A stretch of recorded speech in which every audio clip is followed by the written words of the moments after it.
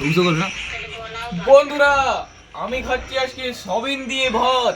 তোমাকে আমি দেখাচ্ছি একবারে সবিন দিয়ে কেমন লাগে ভাত খেতে। আসো দেখাই পেলা মাখাই কেমন দিলে মাখাতে হবে।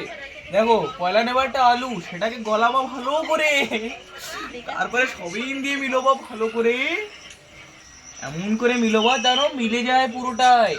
মুখটা দেখাতো ক্যামেরাম্যান, এখনই তোমাকে দেখাচ্ছি। আর পয়লা গালটা তোমার এমন করে ভরা লাগবে গালে কি যেন গালে আর জাগা না থাকে।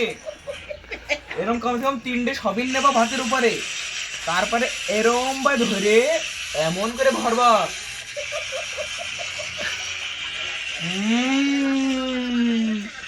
yummy।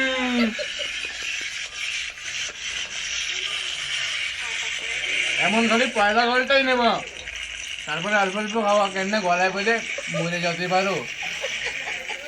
এখন অল্প অল্প খাওয়া,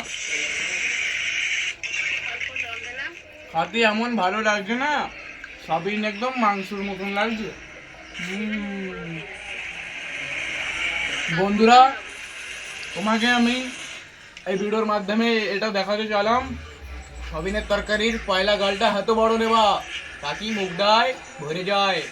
চ্যানেলটাকে সাবস্ক্রাইব করবা, একটা লাইক করবা আমার জন্যে, তাহলে আমি এরপরের বার মাংস দিয়ে কষবো। Bye bye.